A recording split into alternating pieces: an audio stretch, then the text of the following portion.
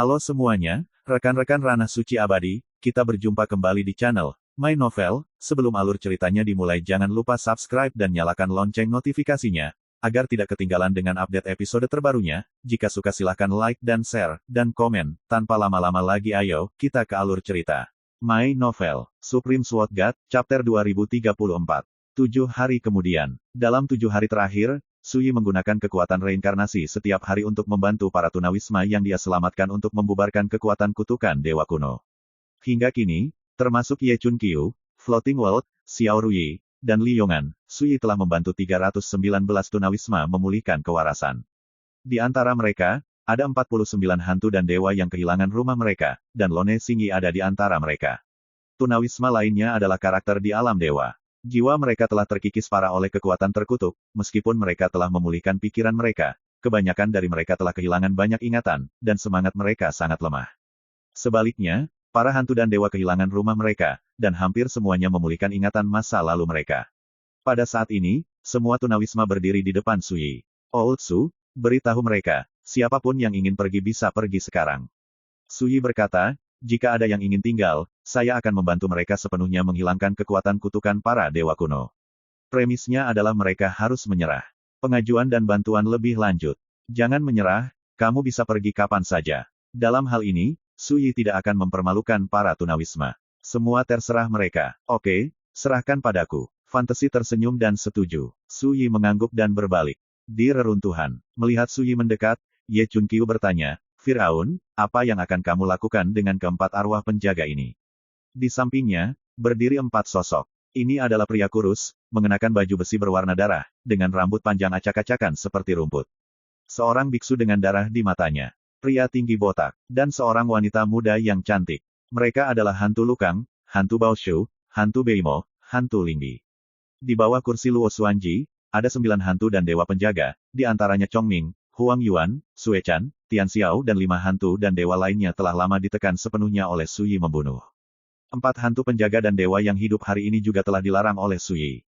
Tidak seperti tunawisma, hantu dan dewa penjaga ini bijaksana, dan dapat menggunakan dewa kuno untuk mengutuk kekuatan, meskipun kekuatan sebenarnya hanya sebanding dengan dewa yang lebih rendah, tetapi di kota yang hilang, mereka dapat menampilkan kekuatan tempur yang jauh melebihi dewa-dewa yang lebih rendah. Sui berpikir sejenak, lalu melirik keempat hantu penjaga terlarang itu, dan berkata, 2 pilihan, menyerah, atau akan dimakan monyet ini. Dia mengeluarkan monyet kecil itu dari tungku. Monyet kecil itu mencicit, mata emasnya menatap keempat hantu penjaga, dan mulutnya mengeluarkan air liur, seolah-olah serigala lapar sedang menatap domba gemuk. Saya menyerah. Ketika nenek saya meminta kami untuk menyerah, dia juga memberi kami hadiah dan berjanji bahwa dia akan membawa kami pergi dari kota yang hilang di masa depan. Kita terlalu serius untuk membuat kita bekerja keras.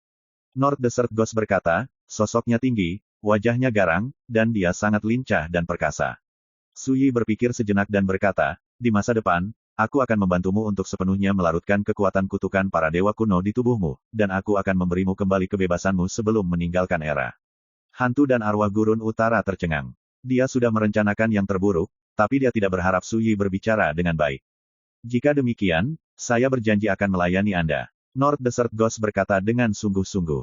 Aku juga. Hantu dan Dewa Lingbi berkata, dia adalah satu-satunya wanita di antara 4 hantu penjaga. Dia cantik dan lembut, tetapi dia sangat kejam. Bagaimana denganmu? Sui memandangi hantu pohon harta karun yang diam.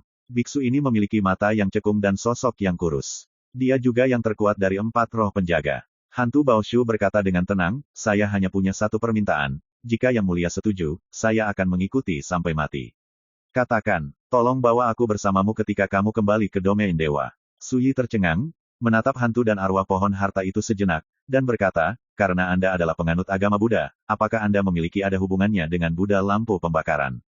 Hantu dan roh Baoshu terdiam beberapa saat, dan berkata, saya adalah murid yang ditinggalkan dari Gunung Lingshan di Sitian, dan lampu pembakaran Buddha pernah berkata bahwa saya adalah murtad dan murtad. Sebuah bitah, lebih terkutuk daripada bidat setan. Buddha Bone Demon Heart. Sui memikirkannya dan setuju. Dia tidak peduli apa yang ingin dilakukan hantu dan dewa Baoshu ketika mereka kembali ke alam dewa, dia hanya perlu tahu bahwa hantu dan dewa Baoshu dan Buddha lampu pembakaran bukanlah kelompok yang sama. Monyet kecil itu minta maaf sambil menggaruk-garuk kepalanya. Bebek yang dimasak terbang, dan tak terhindarkan saya akan depresi. Jangan khawatir, akan ada lebih banyak makanan untuk mengisi Anda di masa depan. Su Yi tersenyum dan menghibur monyet kecil itu. Firaun, aku sudah memutuskan. Xiao Ruyi datang dari kejauhan, di masa depan, aku akan memahami dan mengolah kekuatan kutukan dewa kuno, seperti Lao Ye, dengan tubuh jiwa, Dao adalah hantu. Matanya yang indah penuh dengan harapan dan tekad. Kamu benar-benar mengerti. Su Yi terkejut. Sebelumnya, dia telah berbicara dengan Xiao Ruyi dan teman-temannya yang lain tentang kekuatan kutukan para dewa kuno yang menutupi kota yang hilang, yang sebenarnya merupakan hukum kuno dan misterius dari urutan zaman. Dan di dalam segel kutukan itu terdapat sumber kekuatan hukum zaman ini. Dalam beberapa tahun terakhir, Nenek Luo Xuanji mengandalkan harta ini dan meminjam kekuatan kota yang hilang untuk menjadi penguasa tempat ini. Demikian pula Ye Chun Qiu menjadi hantu dan dewa di tahun yang sama, yang juga terkait dengan harta karun ini. Menurut kesimpulan Su Yi, jika kutukan dewa kuno dianggap sebagai peluang untuk menjadi dewa, pangkat kekuatan tersebut telah melampaui peringkat ke-6 dan dapat terdaftar sebagai luar biasa. Tentu saja, Xiao Ruyi menjawab tanpa ragu. Dia adalah temperamen ini, selama dia membuat keputusan, itu tidak akan berubah. Bagus. Su Yi mengangguk. Akhir-akhir ini, dia secara kasar memahami tujuan harta, segel dewa kutukan, dan akhirnya mengerti mengapa Luo Xuanji mampu menaklukkan begitu banyak hantu dan dewa untuk dia gunakan. Alasannya sangat sederhana, dalam artian, area terlarang di era kota yang hilang itu sendiri disulap oleh kutukan para dewa. Harta ini adalah sumber kekuatan kota yang hilang, dan itu adalah harta yang sebanding dengan aturan surga. Luo Xuanji memiliki kekuatan untuk mendominasi kota yang hilang berdasarkan harta ini. Namun, dengan kekuatan Luo Xuanji, dia tidak dapat benar-benar memperbaiki harta ini, jika tidak, dia tidak akan terjebak di kota yang hilang ini. Faktanya, meskipun Su Yi dapat menekan harta ini, dia juga perlu bekerja sama dengan kekuatan pedang 9 penjara, dan sejauh ini, dia hanya bisa menggunakan ini harta karun sebagian dari kekuatan harta karun tidak dapat benar-benar mengendalikan harta karun ini. Dari sini, kamu juga bisa melihat betapa mengerikannya, segel kutukan, ini. Pada saat ini, dunia imajiner datang dan memberitahu Su Yi bahwa di antara 319 orang tunawisma, 179 orang memilih untuk meninggalkan tanah air yang hilang, kota-kota praja. 140 orang sisanya memilih untuk tetap tinggal. Di antara para tunawisma yang memilih untuk tinggal, ada 18 hantu dan dewa. Firaun, jangan kecewa, mereka yang kehilangan tanah airnya adalah dewa atau karakter teratas di tingkat Taijing, dan ada banyak dewa. Void World menjelaskan, orang seperti ini sekarang telah pulih kembali kesadarannya, bahkan jika dia masih dikelilingi oleh kekuatan kutukan dewa kuno, dia tidak dapat lagi dengan mudah melayani orang lain. Ye Chun Qiu sedikit tidak puas, jika bukan karena bantuan Wang Tua, mereka pasti masih dalam keadaan kebingungan, tidak dapat bertahan atau mati. Apakah kamu akan pergi seperti ini? Su Yi tertawa dan berkata, setiap orang memiliki aspirasinya sendiri, dapat dimengerti, tetapi saya tidak pernah berpikir untuk meminta mereka membalas kebaikan mereka. Dia benar-benar tidak peduli tentang itu. Pada hari yang sama, Su Yi membuka kota yang hilang, membiarkan mereka yang memilih untuk pergi-pergi tanpa halangan atau kesulitan. Di luar dugaan Su Yi, wanita Doula Li Suang dan ayahnya Li Yongan juga memilih untuk tinggal. Tapi segera, Su Yi mengerti bahwa ayah dan anak perempuan itu harus membalas kebaikan mereka. Dia tidak mengatakan apa-apa tentang itu. Inilah pilihannya. Beberapa orang memilih untuk pergi, dan tentu saja beberapa orang memilih untuk tetap tinggal. Hanya saja bagi Su Yi, mereka yang memilih untuk tinggal akan menjadi bangsaku sendiri di masa depan, dan mereka tidak akan diperlakukan dengan buruk. Selanjutnya, Su Yi meninggalkan semuanya untuk ditangani oleh teman-teman seperti Ye Chun Qiu dan Void World, sementara dia sendiri menemukan tempat terpencil dan mulai berkonsentrasi latihan. Waktu berlalu, sebulan telah berlalu. Dengan banyaknya jumlah tunawisma yang muncul di Sungai Era, itu segera menimbulkan sensasi di dunia, dan stasiun-stasiun pos besar membicarakannya di mana-mana. Sebagai salah satu dari 8 area terlarang di Sungai Changhe, kota yang hilang selalu menjadi tempat tabu di mana para dewa tidak berani melangkah. Tapi sekarang, sejumlah besar tunawisma telah melarikan diri dari masalah mereka dan kembali hidup-hidup, siapa yang tidak terkejut. Gejolak ini bahkan menarik perhatian 9 dewa kerajaan hari abadi. Pada saat yang sama, berita tentang Su Yi yang bersembunyi di kota tunawisma menyebar seperti api, menjadikan kota tunawisma yang paling menarik perhatian di dunia. Saya tidak tahu berapa banyak orang yang pindah ke kota yang hilang. Ada yang mencari tahu apa yang terjadi di kampung halaman yang hilang. Beberapa datang untuk Su Yi. Semua perubahan dapat dijelaskan dalam 4 kata arus bawah. Su Yi tidak tahu tentang semua ini. Dia sedang berkultivasi, benar-benar melupakan dirinya sendiri. Cepat dan setengah lewat. Pada hari ini, Su Yi, yang sedang bermeditasi sendiri, diam-diam membuka matanya, dan mesin udara mendidih di tubuhnya, seperti deru angin dan guntur, lambat laun menjadi sunyi. Pada titik ini, dia akhirnya menginjakkan kaki di panggung Taixuan yang sangat sempurna. Tubuh Taoisme Taijing, ditempa hingga kesempurnaan tertinggi, tidak hanya jauh melampaui Wang Ye ke-6, tetapi juga Li Fuyu ke-5 di Taijing cara untuk melampaui puncak di puncak. Su Yi tidak senang atau sedih. Sudah hampir setengah tahun sejak dia meninggalkan negeri dongeng. Pertempuran sengit. Saat ini, dengan kultivasi yang dalam dan curah hujan selama periode waktu ini, basis kultivasi secara alami telah disesuaikan dengan kondisi kesempurnaan yang luar biasa ini. Tidak ada kejutan, semuanya akan datang dengan sendirinya. Ini juga saatnya untuk mengintegrasikan dunia kelima Taoisme. Su Yi diam-diam berpikir. Dia menutup matanya lagi, dan di lautan pengetahuan, tubuh spiritualnya melayang di depan pedang 9 penjara. Saat dia menyelidiki gumpalan kesadaran ke dalam rantai ilahi kelima. Boom! Pedang 9 neraka bergetar, dan lautan kesadaran melonjak. Rantai ilahi kelima hancur inci demi inci. My Novel, Supreme Sword God, Chapter 2035. Rantai ilahi kelima hancur inci demi inci, berubah menjadi hujan cahaya, menguraikan sosok Li Fuyu. Aku sudah lama menunggu hari ini. Li Floating Opening. Aku juga. Su Yi tertawa. Hidupku, kecuali mengejar kendo, bisa dibilang membosankan. Li Fuyu mata yang jernih dan bersih, mungkin, itu karena aku begitu terobsesi dengan kendo sehingga aku terhalang oleh daun yang menghalangi jalanku di tingkat dari Tuan Dewa Abadi. Su Yi tidak bisa menahan diri untuk tidak terkejut, apakah menurut Anda jalan yang Anda cari terjebak oleh keadaan pikiran Anda sendiri? Tepat, Li Fuyu mengangguk, hanya ada kendo di matanya, dan dia akan mengabaikan segalanya kecuali kendo, yang tidak baik untuk latihannya sendiri.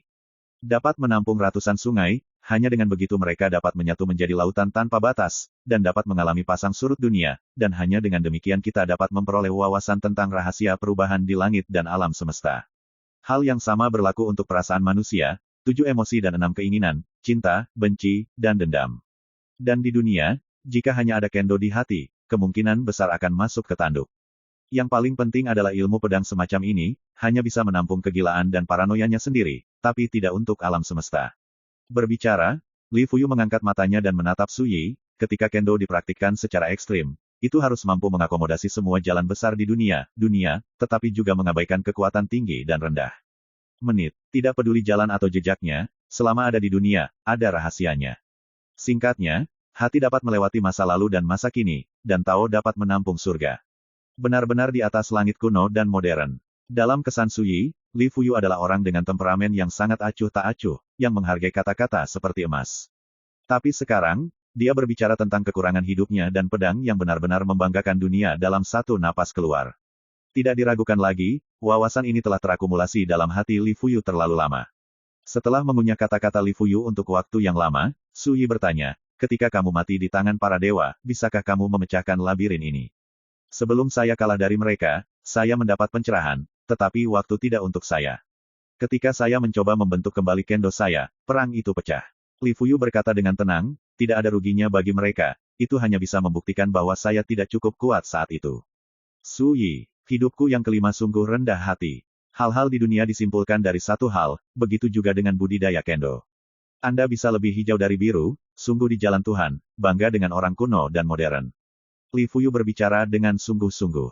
Su Yi mengangguk dan berkata, aku berlatih dalam kehidupan ini, aku berurusan denganku, dan sekarang aku telah melampaui banyak kehidupan lampau satu demi satu, jalanmu, aku akan belajar dari dan berintegrasi, tetapi saya tidak akan menjadi Anda.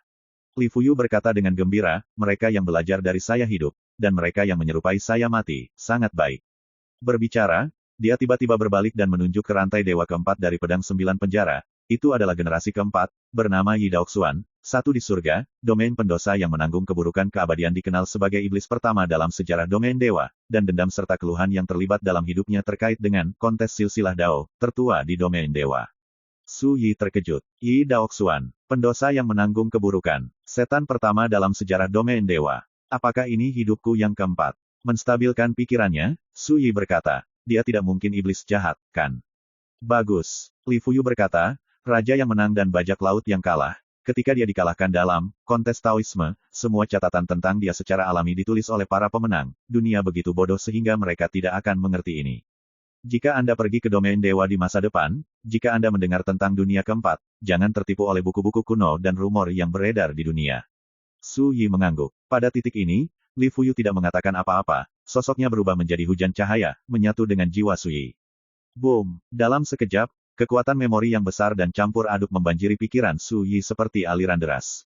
Pengalaman-pengalaman, dan pengetahuan Li Fuyu tercermin di dalamnya, dan kemudian seperti salju yang mencair menjadi air, itu menjadi bagian dari sumber kehidupan Sui. Dalam analisis terakhir, dia dan Li Fuyu adalah orang yang sama, tidak lebih dari hubungan antara kehidupan masa lalu dan kehidupan ini. Hidup Li Fuyu memang sangat melegenda. Dia awalnya adalah seorang anak laki-laki di pedesaan. Orang tuanya adalah petani. Meskipun keluarganya miskin, dia tidak lapar. Oke, mari kita tambahkan beberapa baju baru. Orang tua adalah orang jujur yang tidak mengerti kebenaran. Tapi dia memberikan yang terbaik untuk Li Fuyu.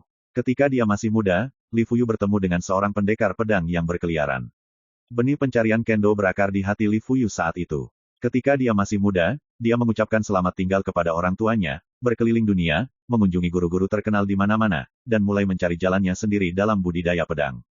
Sayangnya, tempat dia berada adalah dunia sekuler, hanya ada beberapa pejuang, dan tidak ada cara berkultivasi. Li Fuyu mencari jalan ilmu pedang dari usia muda, sampai dia bertambah tua, tetapi dia tidak pernah mendapatkan keinginannya. 30 tahun kemudian, ketika Li Fuyu kembali ke kampung halamannya, orang tuanya sudah tua. Kembali ke 30 tahun yang lalu, tetapi tidak ada yang tercapai, yang membuat Li Fuyu tertekan. Sejak itu, ia tinggal bersama orang tuanya, mewarisi bisnis ayahnya, dan bekerja keras di ladang. Beberapa tahun kemudian, orang tua yang sudah lanjut usia itu meninggal satu demi satu dan meninggal. Saat melihat-lihat peninggalan ayahnya, Li Fuyu menemukan pedang besi dan sebuah surat. Isi suratnya sangat sederhana. Sejak Li Fuyu masih kecil, ayahnya sudah mengetahui keinginan Li Fuyu untuk menjadi pendekar pedang dan belajar menjadi seorang pendekar pedang. Sayangnya, ayah saya hanyalah seorang petani miskin dan tidak bisa berbuat apa-apa. Kejadian ini membuat ayah saya merenung. Ketika Li Fuyu meninggalkan kampung halamannya untuk perjalanan jauh, orang tuanya menabung cukup uang dan akhirnya menabung cukup uang untuk pergi ke toko pandai besi di kota dan membuang banyak uang untuk pedang Li Fuyu. Sayangnya, sudah 30 tahun sejak Li Fuyu pergi, dan tidak ada berita selama waktu itu. Ketika saya kembali, pedang besi itu sudah berkarat dan belang-belang, dan saya melihat Li Fuyu melarikan diri selama 30 tahun, tetapi tidak ada yang tercapai. Ayah mengubur besi berkarat itu pedang. Ini seperti mengubur keinginan yang tiba-tiba berakhir tanpa terpenuhi. Ketika dia mengetahui semua ini, Li Fuyu sedih dan menangis. Setelah 3 tahun berbakti kepada orang tuanya, Li Fuyu menjual harta keluarganya dan meninggalkan kampung halamannya dengan pedang besi yang ditinggalkan ayahnya. Pada tahun-tahun berikutnya, dia makan dan tidur di alam terbuka, mengembara di dunia, seperti bebek di air mengalir, tanpa tempat tinggal tetap. Tapi dia masih tidak pernah melepaskan mimpi masa kecilnya dan mencari ilmu pedangnya sendiri. Sampai dia tua, dia hanya belajar ilmu pedang yang dangkal, dan dia tidak pernah melangkah ke ambang jalan kultivasi. Lahir dan tua harus mati, satu-satunya jalan bagi orang biasa. Li Fuyu tidak terkecuali. Sampai dia tua dan rapuh, dan ketika dia goyah, dia melihat kembali apa yang dia inginkan dalam hidupnya, tapi itu seperti cermin di langit, dan dia hanya bisa merasakan kesedihan yang luar biasa di hatinya. Mei, saat melihat pedang besi berkarat peninggalan ayahnya, ada kekuatan tak kasat mata yang menyemangatinya. Walaupun perjalananmu panjang, kamu harus menghabiskan seluruh hidupmu untuk mencarinya, sampai mati. Sampai dia tiba di tepi laut, Li Fuyu sudah sangat tua sehingga dia tidak bisa berjalan sama sekali. Dia duduk merosot di gua tepi laut, memegang besi pedang, menonton bintang-bintang di langit malam tercermin dalam cahaya bintang di laut. Mengingat potongan-potongan kehidupan ini, saya tidak lagi memiliki penyesalan di hati saya. Di dunia ini, dia telah datang. Bahkan jika saya tidak pernah mewujudkan impian masa kecil saya telah menghabiskan seluruh hidup saya untuk mencarinya. Cukup, itu juga hari itu, Li Fuyu, yang telah terlantar hingga tua di tengah pasang surut dunia, yang masih tidak mengubah niat awalnya, mendapat pencerahan ketika hidupnya akan segera berakhir. Pedang 9 neraka, yang telah diam di dalam jiwa, beresonansi dengan keadaan pikirannya dan terbangun.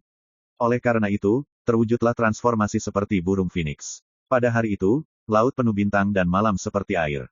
Li Fuyu mendapat pencerahan dalam semalam dan melangkah ke ambang kultivasi. Ini adalah titik balik terpenting dalam hidup Li Fuyu. Ini juga merupakan awal dari perjalanan kendonya dalam hidup ini. Sebelumnya, dia telah terlempar dan tersandung, dan telah mengalami semua angin, salju, hujan, dan salju. Daripada mengatakan bahwa pedang 9 penjara mengubah hidupnya melawan langit, akan lebih baik untuk mengatakan bahwa keadaan pikirannya yang teguh dan tidak menyesal memberinya kesempatan untuk menginjakan kaki di jalan budidaya pedang. Sejak itu, ada seorang pembudidaya pedang legendaris di dunia, yang telah membuat kemajuan besar di jalan kendo, dan telah menciptakan mitos yang cukup untuk mengejutkan bab kuno dan modern. Pada saat itu, Dia adalah pembudidaya pedang paling misterius dan transendental di dunia, reruntuhan spiritual Tianzun yang disembah oleh para raksasa dunia abadi, dan reruntuhan spiritual yang ditakuti para dewa master pedang adalah Saudara Tao, yang dihormati oleh semua dewa dan master. Berbeda dari yang lain, Su Yi mencintai Kendo dari lubuk hatinya, dan tergila-gila Kendo. Temukan rahasia sebenarnya dari Kendo Pamungkas. Adapun dominasi kaisar, ketenaran dunia, dan bahkan kecanggihan dunia, dia tidak pernah peduli, juga tidak peduli, dan hanya fokus pada dirinya sendiri, ilmu pedang sendiri. Dia menjalani mimpi masa kecilnya dan menghargai pedang berkarat buatan ayahnya.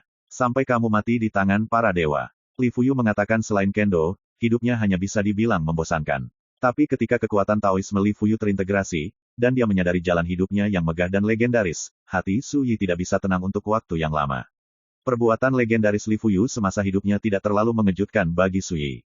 Yang benar-benar membuatnya terkesan adalah, sebelum dia menginjakkan kaki di jalur kultivasi, Li Fuyu, seorang manusia biasa, bisa mati untuk mengejar jalan tersebut, ilmu pedang. My Novel, Supreme Sword God, Chapter 2036. Sampai 3 hari kemudian, Su Yikai sepenuhnya mengintegrasikan kekuatan Taoisme Li Fuyu. Saya harus mengatakan bahwa pencapaian Li Fuyu dalam Kendo sangat mengerikan. Sebelum melangkah ke alam dewa, kultivasi Kendo Li Fuyu sudah menjadi orang nomor 1 di zaman liar negeri dongeng. Selain itu, dia benar-benar menggunakan kekuatan tempurnya sendiri untuk membunuh dewa yang lebih rendah. Dalam pertempuran ini, meskipun dia terluka parah, dia tidak pernah menggunakan kekuatan eksternal apapun. Hanya dengan ilmu pedang, dia memotong dewa yang lebih rendah. Dan setelah melangkah ke alam para dewa, pencapaian Kendo Li Fuyu begitu kuat sehingga mereka tidak hanya tak terkalahkan di alam yang sama, tetapi juga dapat mengancam para dewa dari alam yang lebih tinggi. Sekarang, pengalaman hidup, pengalaman, dan warisan latihan Kendo Li Fuyu semuanya terintegrasi ke dalam diri Su Yi. Dan semua ini juga mengubah visi dan pengalaman Su Yi. Alam para dewa dibagi menjadi 4 benua besar, 33 alam, dan puluhan ribu bidang besar dan kecil. Sanxing Daomen menduduki Lingqiao Senzu, dan mereka memegang telinga banteng untuk Daomen. Huo Shenzu selatan penuh dengan setan. Dongsheng Senzu, 10.000 hidup berdampingan. 3 alam Sinto dan Tianshu, hanya dewa yang disebut abadi. Medan perang tanpa akhir, tempat asal para dewa kuno. Di atas 9 langit dan awan, para dewa dan iblis tidak menyeberang, dan di bawah 9 jurang, semua roh tidak ada.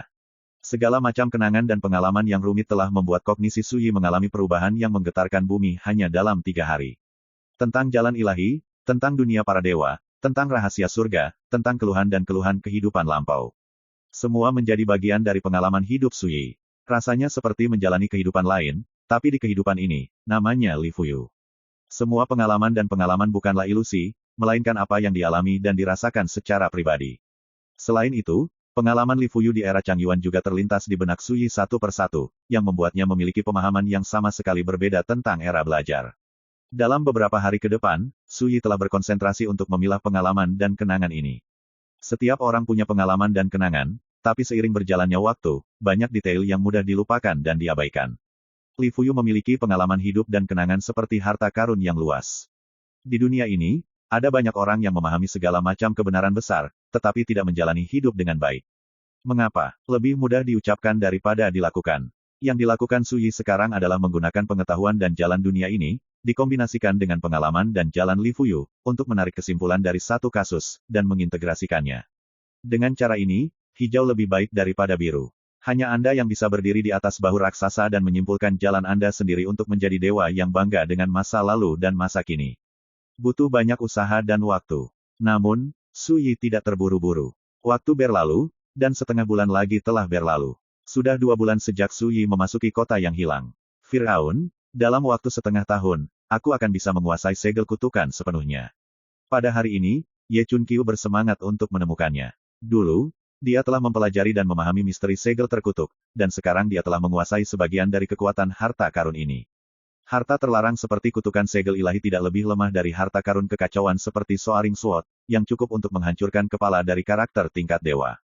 Dapat dikatakan bahwa Su Yi tidak pernah menjadi dewa, jadi dia tidak bisa memurnikan harta ini sama sekali, jadi dia hanya bisa meminjam sebagian dari kekuatan harta ini. Sebaliknya, Ye Chunqiu, yang telah lama terbukti sebagai hantu, dapat memurnikan harta karun ini. Butuh waktu setengah tahun. Su Yi berpikir sejenak, dan berkata, tidak akan lama, tapi aku sudah berencana untuk pergi.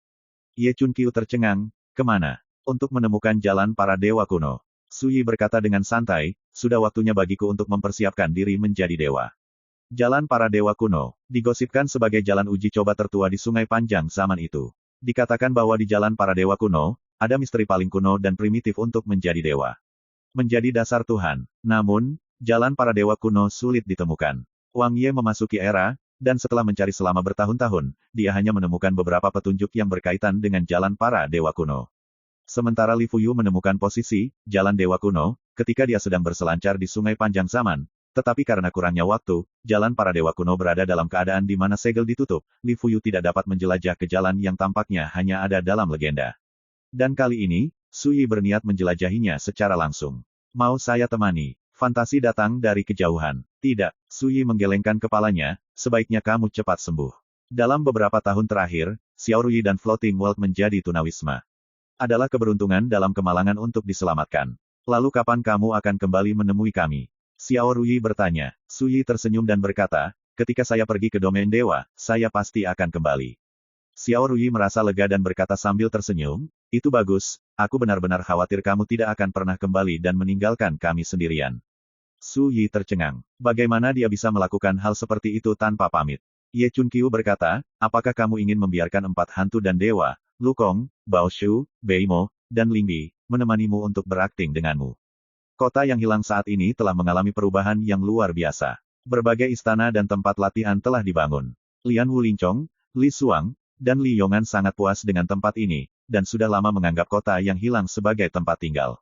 Di era yang penuh bahaya dan tak terduga, kota yang hilang pasti lebih aman daripada stasiun pos itu. Tidak perlu. Su Yi menolak lamaran Ye Chunqiu. Sungguh di dunia luar, keempat hantu dan dewa penjaga ini tidak dapat menggunakan kekuatan kutukan dewa kuno. Dengan kekuatannya, mereka setara dengan dewa-dewa yang lebih rendah di tingkat penciptaan. Dalam pandangan Su Yi, mereka tidak hanya tidak dapat melindungi diri mereka sendiri, tetapi saya khawatir mereka membutuhkan perlindungan mereka sendiri.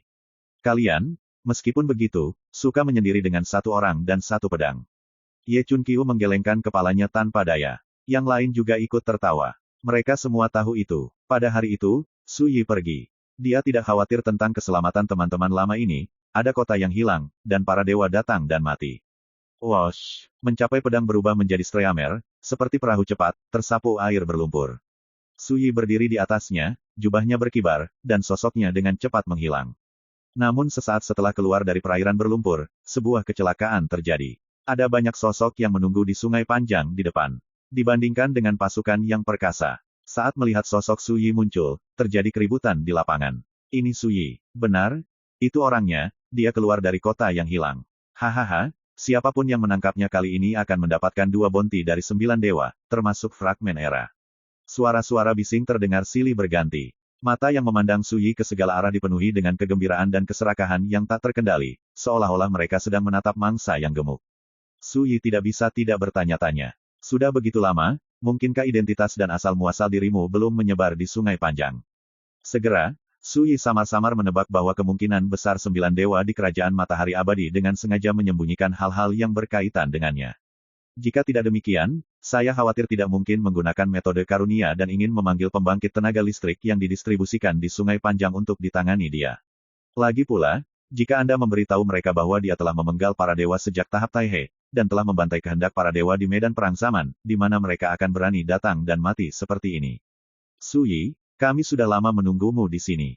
Suara penuh keagungan terdengar. Kerumunan berpisah di kedua sisi, dan mereka melihat seorang lelaki tua berjubah ungu dan berjanggut putih, menginjak peta jalan emas, bergegas menuju sisi ini.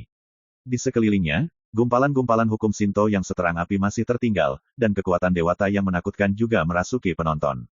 Banyak orang tidak bisa menahan diri untuk tidak melihat dengan takjub. Luo Yunchao, Tianjingge Taisang Elder, yang telah lama menjadi makhluk menakutkan, telah berlatih di Kerajaan Matahari Abadi. Dikatakan memiliki hubungan yang sangat erat dengan Dewa Panhu, di balik paviliun Tianjing. Tiba-tiba terdengar suara serak. Jaring telah dipasang di sini, dan kamu tidak dapat terbang. Sekarang, selama kamu berjanji untuk kembali ke Kerajaan Matahari Abadi bersama kami, aku tidak akan mempermalukanmu. Dengan suara itu, dewa lain berdiri. Ini adalah biksu perkasa yang terlihat seperti Vajra, dengan kulit keemasan pucat dan pesona teratai emas di belakangnya. Dengan kemunculannya, cahaya menjadi terang, dan cahaya Brahma melesat ke angkasa, menimbulkan sensasi di lapangan lagi. Biksu Yuhe, sesepuh tertinggi, kuil Wan Kong, salah satu dari 9 kekuatan utama. Dalam hal gengsi, bahkan lebih tinggi dari Luo Yunchao di Paviliun Tianjing. Setelah dia bermain, dia menjadi cahaya. Cahaya Brahma keemasan naik ke langit. Tiba-tiba, ke segala arah, penghalang emas menyapu satu demi satu, menghalangi perairan terdekat dalam satu gerakan. Ini adalah Milo Heavenly Ban, salah satu larangan ilahi dari kuil Wan Kong saya. Dengan kekuatan Anda sendiri, saya khawatir akan sulit untuk menerobos dan pergi. Biksu Yuhe tampak tenang, dan suaranya menyebar kemana-mana. Untuk sesaat, penonton dibuat sensasional. Banyak pandangan ke arah Suyi yang dipenuhi dengan rasa kasihan dan penyesalan. Mereka semua percaya bahwa saat ini telah ditakdirkan, dan sudah ditakdirkan bahwa hadiah untuk Suyi tidak akan ada hubungannya dengan banyak orang yang hadir. Siapa yang tidak bisa menyesali ini? Dari awal hingga akhir, Suyi tetap diam, menutup mata terhadap apa yang disebut pengepungan dan ancaman. Dan matanya, melihat ke kejauhan, sedikit mengernyit. Saat dia tiba di perairan ini, dia sangat menyadari bahwa ada aura yang lebih berbahaya yang tersembunyi di dalamnya, dan lebih dari satu. Sayangnya, setelah Biksu Dewa Yuhe mengorbankan formasi ilahi, Mira Heavenly Forbidden, bagian langit dan bumi ini tertutup, dan tempat ini juga terisolasi dari dunia luar. Sehingga Suyi tidak dapat merasakan lebih jauh bahaya yang tersembunyi. My Novel, Supreme Sword God, Chapter 2037. Di segala penjuru, Miluo Tianjian seperti sangkar besar, menutupi dunia. Cahaya Brahma keemasan yang menyilaukan bersirkulasi, dan nafas suci meresap, menindas hati orang-orang. Di kejauhan, ribuan pria kuat dikepung, siap menunggu. Dua Dewa Luo Yunchao dan Biksu Dewa Yuhe berdiri di kedua sisi, dan Dewa Perkasa mereka telah mengunci Suyi dengan kuat. Suasananya mencekam dan menyejukkan. Di sungai panjang zaman ini, pembunuhan seperti itu sangat jarang, yang cukup untuk mengejutkan dunia. Lagi pula, dewa jarang melakukan sesuatu sendiri. Dan sekarang, ada dua dewa, yang memimpin banyak dewa dan karakter Taijing untuk bersatu, yang cukup untuk menimbulkan sensasi di seluruh era. Namun, di mata Suyi, permainan membunuh seperti itu tidak cukup untuk ditonton sama sekali. Bahkan jika dia terlalu malas untuk mengucapkan sepatah kata pun, dia harus melakukannya. Tapi saat ini, boom, di tengah hujan rintik-rintik keemasan, sesosok tubuh berjalan santai. Penonton kaget dan melebarkan mata. Itu adalah salah satu larangan ilahi dari sekolah kota kuil Wan Kong, bagaimana bisa seseorang memecahkan celah. Siapa itu? Bagaimana bisa begitu menakutkan? Wajah Shen Yuhe tenggelam, dan alisnya penuh kejutan. Pengunjung itu adalah seorang pria abu-abu dengan rambut panjang acak-acakan dan sepasang mata biru yang mempesona. Dia seperti berjalan, dengan mudah melanggar larangan ilahi, dan berjalan dengan cara yang megah, gumpalan seperti naga berenang di sekitar tubuhnya yang kurus dan kokoh lampu hijau. Satu Tuhan, Luo Yunchao dan mata serta pupil Biksu Yuhe semuanya menyatu. Selain itu, aura pria berbaju abu-abu ini sangat aneh, garang dan buas, dengan pesona primitif kuno dan liar, yang sangat menakutkan. Dengan penampilannya, Luo Yunchao dan Biksu Yuhe merasakan tekanan yang belum pernah terjadi sebelumnya. Jangan takut, aku di sini bukan untukmu. Pria berbaju abu-abu itu tersenyum, berbalik, dan tiba-tiba memandang Suyi. Aku tahu utara, dan aku sudah lama menunggu di sini. Suyi melirik orang itu dan berkata, katakan sesuatu padaku. Pria berbaju abu-abu, yang mengaku sebagai Zibei, mengangguk dan berkata, saya datang dari area terlarang kuno Langu, dan atas perintah Tuhan, saya mengundang rekan-rekan Tao untuk mengunjungi daerah terlarang kuno. Area terlarang kuno. Tiba-tiba lapangan berguncang dan banyak orang berubah warna. Ini adalah salah satu dari 8 daerah terlarang yang terkenal di sungai panjang zaman itu, tersebar di banyak makhluk aneh dengan kekuatan yang menakutkan. Lebih misterius dari kota yang hilang. Dalam beberapa tahun terakhir, beberapa dewa dari para dewa telah melakukan perjalanan ke daerah terlarang kuno, tetapi tanpa kecuali, mereka semua mati secara tragis. Mayat para dewa yang terbunuh juga terlempar dari zona kekacauan terlarang dan terapung di sungai Era. Ketika orang-orang mengetahuinya, mereka menemukan bahwa kematian para dewa ini hampir sama. Sejak saat itu, hampir tidak ada yang berani pergi ke area terlarang Luangu, atau bahkan mendekati perairan tempat area terlarang Luangu berada. Dan sekarang, seorang pria berbaju abu-abu, yang mengaku mengenal utara, mengatakan bahwa dia datang ke area terlarang kekacauan, dan diperintahkan untuk mengundang Suyi untuk pergi ke sana. Siapa yang tidak terkejut? Jangan dipikir-pikir lagi, Zibei ini pasti makhluk aneh dengan kekuatan suci. Pada saat yang sama, Suyi sedikit mengernyit. Setelah mengintegrasikan Taoisme Li Fuyu, dia langsung teringat beberapa rahasia terkait zona terlarang. Dikatakan bahwa penguasa daerah terlarang kuno yang kacau adalah makhluk aneh yang disebut Raja Dewa Kuno yang kacau. Di tahun-tahun tanpa akhir ini, sangat sedikit orang yang berani untuk pergi ke daerah terlarang kuno. Dapat dilihat bahwa kekacauan para dewa dan raja kuno sangat mengerikan. Li Fuyu belum pernah ke daerah terlarang kuno, dan dia hanya mengetahui hal-hal ini dari beberapa orang ketika dia berkeliaran di alam para dewa. Bahkan, Ketika Li Fuyu menyusuri sungai Era, seperti Suyi, meskipun dia tahu banyak rahasia, dia hanya bisa dianggap sebagai orang yang lewat. Dari 3 tahun mengembara, dia telah melakukan perjalanan ke alam ilahi. Tapi setelah Li Fuyu menjadi dewa, saat dia semakin tinggi dan berpengalaman, dia belajar banyak kebenaran tentang sungai panjang di zaman itu. Singkatnya, era ini jauh lebih berbahaya dan menakutkan daripada yang dipikirkan orang. Ada banyak area terlarang misterius yang tersebar di sungai panjang zaman itu, dan bahkan Taoist top di domain para dewa tidak tahu banyak tentang daerah terlarang misterius itu. Sampai batas tertentu, tempat-tempat yang sudah terkenal, seperti stasiun-stasiun yang tersebar di sungai panjang zaman, seperti kerajaan matahari abadi, ini semua hanyalah puncak gunung es Jiyuan Changhe. Sebagian besar tempat di era ini masih diselimuti misteri dan misteri yang belum diketahui. Suyi bertanya, siapa tuanmu? Pria berbaju abu-abu, Zibei, mengeluarkan undangan dari mansetnya dan menyerahkannya kepada Suyi di udara. Yang mulia, Anda akan tahu suatu saat nanti, lirikan. Suyi mengambil undangan itu, membukanya, dan melihat sebuah pola aneh dicap di atasnya. Ketika Suyi menoleh, sebuah suara lembut terdengar. Nama saya Tian Yuan, dan semua orang dengan cara yang sama memanggil saya, Raja Kekacauan. Saya telah mendengar nama Yang Mulia sejak lama, dan sekarang saya telah mengetahui bahwa Yang Mulia telah menyeberangi sungai panjang zaman, dan utusan yang diatur secara khusus saya di sini untuk mengundang Yang Mulia. Saya berharap untuk berbicara dengan Yang Mulia, dan saya berharap Yang Mulia dapat masuk dan mengunjungi secara langsung. Suara menghilang. Tian Yuan, Raja Kekacauan. Undangan ini datang dari penguasa daerah terlarang kuno.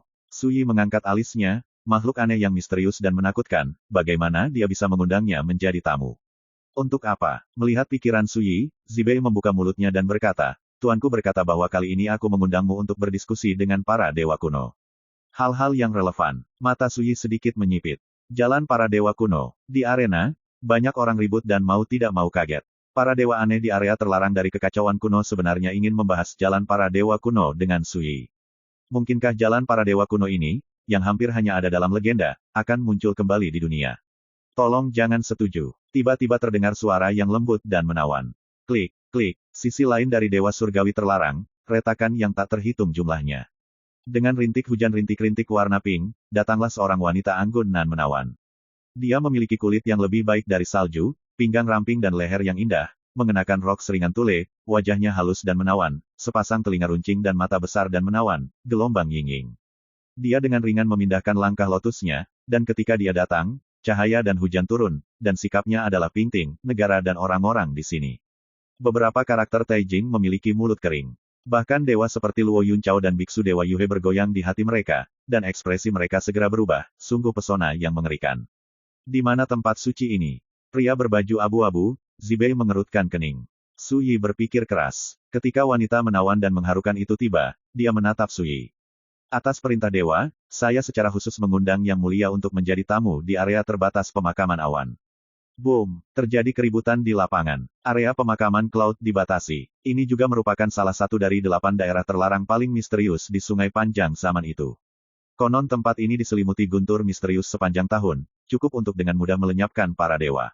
Dan wanita menawan dan tak tertandingi ini berasal dari area terlarang pemakaman awan, tidak diragukan lagi, pihak lain juga makhluk misterius dan aneh. Tapi sebelum Suyi dapat berbicara, variabel lain akan muncul. Boom! Pelangi hitam yang mempesona turun dari langit, menjelma menjadi seorang pria jangkung dengan wajah kasar dan janggut coret-coret. Kehancuran. Pria berbaju abu-abu, wajah Zibei tenggelam. Wanita menawan yang berasal dari area terbatas pemakaman awan dan menyebut dirinya Binu juga mengerutkan kening, seolah-olah dia sedikit khawatir dengan pria jangkung berjubah binatang itu. Nama saya Huang Zankong, saya telah diperintahkan untuk datang ke sini, silakan pergi ke area terlarang 10 Gui, sebagai tamu. Pria berjubah binatang itu mengepalkan kedua tangannya, menghadap Suyi dan berkata dengan suara berat. Suaranya seperti sambaran petir, mengguncang kehampaan. Namun suasana di lapangan menjadi sangat mencekam dan mati saat ini. Sialan, semua orang yang hadir benar-benar berubah warna. Di antara 8 area terlarang di era Sungai Changhe, ada rumor paling banyak tentang area terlarang Tiangui, dan rumor ini memiliki satu kesamaan. Dikatakan bahwa tubuh Dharma kehendak dewa dari alam dewa pernah mencoba memasuki area terlarang rasa bersalah, dan menghilang dalam sekejap. Dan sekarang, ketika 3 pembangkit tenaga listrik misterius dari zona terlarang kekacauan kuno, zona terlarang pemakaman awan, dan zona terlarang bersalah surgawi datang satu demi satu, hati semua orang yang hadir juga tenggelam. Terutama Luo Yunchao dan Biksu Yuhe, wajah mereka bahkan lebih serius. Sebelumnya, mereka adalah fokus penonton. Mereka adalah dewa dari dua garis keturunan besar Paviliun Tianjing dan Kuil Wan Kong. Mereka mengepung Su Yi dalam satu gerakan. Tiket sudah di tangan, tapi variabel-variabel yang terjadi sekarang membuat mereka merasa tidak enak dan bahkan panik. 3 area terlarang sudah lama tidak bergerak. Tapi hari ini, utusan telah dikirim satu demi satu untuk mengundang Su Yi menjadi tamu. Ini pasti acara yang luar biasa. Tiba-tiba, pria berjubah binatang itu menatap kosong ke semua orang di kejauhan seperti listrik, dan kemudian berkata kepada Su Yi, "Yang mulia adalah tamu terhormat yang diundang oleh saya di daerah terlarang. Saya tidak boleh membiarkan orang-orang muda ini mengganggu Anda." Boom! Berbicara, dia berbalik, meraihnya dengan tangan besar, dan sekelompok cahaya ilahi yang menyilaukan dan menyala muncul, lurus seperti galaksi yang menyala, menyapu. Dan sebelum ribuan pria kuat itu bisa bereaksi, mereka langsung dibakar menjadi abu dan dihamburkan. Hanya Luo Yunchao dan Biksu Dewa Yuhe yang selamat, dan keduanya bertarung satu sama lain untuk pertama kalinya. Tidak ada, hapus penonton dengan satu pukulan. Tangguh sebagai dewa, semua menderita. Tapi Huang Zankong tampak tidak puas, menatap Luo Yunchao dan Biksu Dewa Yuhe, dan berkata pada dirinya sendiri, dua dewa yang lebih rendah baru saja bertahan. Tampaknya Tuan telah mengatakannya dengan baik, dengan penipisan sungai era yang terus-menerus dalam beberapa tahun terakhir, kekuatanku memang menurun banyak. My Novel, Supreme Sword God, Chapter 2038. Luo Yunchao sangat marah, dan berkata dengan tegas, "Kami datang dari Kerajaan Matahari Abadi dan melayani 9 dewa. Yang mulia, apakah Anda akan pergi berperang dengan Kerajaan Matahari Abadi?" Puff! Seberkas api kemasan jatuh, tampaknya lembut dan indah, tetapi sebenarnya itu penuh dengan kekuatan yang sangat mendominasi dan aneh, dan langsung membakar Luo Yunchao, dewa dari Paviliun Tianjing. Hanya ketuhanan yang utuh, berubah menjadi kelompok ringan, dan jatuh ke tangan Huang Zankong. Dia membuka mulutnya untuk menelan bagian dewa ini, dan menatap Biksu Dewa Yuhe dengan ekspresi kosong. Wosh! Biksu Yuhe terkejut, berbalik dan lari. "Kemarilah." Tapi melihat Huang Zankong meraih tangannya, dia meraih Biksu Dewa Yuhe di tangannya. Biksu Dewa Yuhe berubah menjadi abu di seluruh langit. Dan ketuhanannya sekali lagi ditelan oleh Huang Zankong. Dari awal hingga akhir, secara halus, membunuh dua dewa sama dengan membunuh semut. Momentum yang mendominasi dan ganas tidak diragukan lagi terlalu menakutkan. "Huang Zankong, apakah kamu berdemonstrasi padaku?" Pria berbaju abu-abu itu tahu bahwa mata utaranya seperti pusaran hijau, menatap dingin ke arah Huang Zankong. Hanya untuk membunuh beberapa gadget yang tidak jelas, apa yang pantas untuk dipamerkan. Huang Zankong mencibir, ekspresinya penuh penghinaan, seolah-olah dia mengira Zibei, pria dari daerah terlarang kuno, sedang membuat keributan. Mereka bukan dewa biasa. Di belakang mereka berdiri 9 dewa Kerajaan Hari Abadi, dan Kerajaan Hari Abadi mewakili prestise beberapa dewa di alam ilahi. Wanita lembut dan menawan yang menyebut dirinya Binu berkata perlahan, "Apakah kamu tidak takut membuat masalah bagimu di zona terlarang?" Huang Zankong menyipitkan matanya, dan segera mencibir, badai kacau yang belum pernah terlihat sejak zaman dewa kuno datang. Abad ini semua ordo Shinto peradaban Yuan akan mengalami guncangan yang tidak terduga. Dalam keadaan seperti itu, siapa yang akan peduli dengan masalah sepele seperti itu? Berbicara, dia berbalik dan menyapa Su Yi dengan tinju lagi, "Yang mulia, tolong ikut saya untuk mengunjungi daerah terlarang Tianjiu. Tuanku sudah mengatur pesta dan menunggu dengan penuh harap, hanya menunggu kehadiranmu." Zibei dan Binu jelas tidak tenang. Keduanya pun angkat bicara dan meminta Su Yi untuk mengunjungi daerah terlarang tempat mereka datang. Su Yi telah berdiri di sana, menonton dari pinggir lapangan. Saya sempat berpikir, kenapa orang-orang di 3 daerah terlarang ini begitu ingin mengundang mereka? Apa yang ingin mereka lakukan? Namun tak dipungkiri, semua ini pasti berkaitan dengan kekuatan reinkarnasi. Mungkin juga terkait dengan apa yang akan terjadi di jalan para dewa kuno. Selain itu, mereka kemungkinan besar tahu tentang apa yang terjadi di medan perang era dunia abadi, dan tahu bahwa mereka adalah satu-satunya orang yang bertanggung jawab atas kekuatan reinkarnasi di dunia saat ini. Jika Yang Mulia setuju, saya berjanji bahwa orang lain tidak akan dapat menghentikannya, dan akan membawa Yang Mulia ke daerah terlarang dengan aman. Selain itu, Tuanku juga mengatakan bahwa selama Go, Yang Mulia, dan saya akan membantu Anda untuk berurusan dengan semua dewa di alam dewa di masa depan. Hua Zankong berbicara lagi dengan ekspresi yang tulus. Sungguh menggelikan, dengan saya di sini, Anda tidak dapat membawa pergi Taois Su Yi ini. Zibei adalah pembunuh, dia jelas cemas, menoleh untuk melihat Su Yi, dan berkata, "Aku bisa menjanjikan semua yang bisa dijanjikan Huang Zankong, dan aku bisa melakukannya. Menjamin bahwa ketika Anda berkunjung sebagai tamu, Anda tidak hanya tidak perlu khawatir tentang keselamatan Anda sendiri, tetapi juga mendapatkan manfaat yang tidak terduga." Wanita menawan Binu mendengus dingin, dulu, siapa yang tidak tahu bahwa Dewa Raja Kekacauan kuno di daerah terlarang adalah iblis tua yang bisa memakan orang tanpa meludahkan tulang kepala. Ada juga, Tian Gui Senjun, Anda di area terlarang dari kesalahan Tian, tetapi dia juga bukan keras kepala yang baik. Saat dia berbicara, dia menatap Suyi dengan matanya yang menawan dan berair, dan berkata, terus terang, kami mengundangmu untuk menjadi tamu kali ini, karena penguasaanmu. Kekuatan reinkarnasi, tapi kami tidak akan pernah melakukan sesuatu yang tidak menguntungkan sesama Taois di area pemakaman awan. Untuk ini, saya dapat menggunakan hati Dao saya untuk membuat sumpah, jika saya berbohong, saya akan mati. Wanita ini jelas keluar dari jalannya, pertama dengan belak-belakan menuduh dua kubu lainnya, dan kemudian mengungkapkan tujuan mengundang Suyi kali ini, dan menyatakan posisinya, yang sangat menentukan dan langsung. Namun, dari sisi dia juga terlihat tidak sabar. Kalian berdua harus berhenti berdebat. Tidakkah kamu melihat bahwa rekan Taois Su ini tidak pernah mengungkapkan pandangannya sendiri sampai sekarang? Mengetahui bahwa utara dingin dan terbuka. Tiba-tiba, Binu dan Huang Zankong mengerutkan kening. Sungguh, Suyi tidak berbicara dari awal hingga akhir, terlihat sangat tenang. Ini juga membuat mereka sadar bahwa penampilan mereka sebelumnya agak terburu-buru dan cemas. Ini seperti tawar-menawar. Sebelum penjual berbicara, banyak pembeli yang saling menawar. Pada akhirnya, pembelilah yang paling dirugikan. Saya tidak tahu apa yang Anda pikirkan, Anda bisa mengatakan apa saja. Zibei Wenseng. Dua lainnya memandang Suyi secara bersamaan. Suyi menyesap dari kendi dan berkata sambil tersenyum, bukan tidak mungkin menjadi tamu. Jadi, jika tuannya masing-masing benar-benar ingin bertemu denganku, mungkin juga membiarkan mereka datang ke kota yang hilang bersama, biarkan aku menjadi tuan rumah dan memperlakukan mereka dengan baik, bagaimana?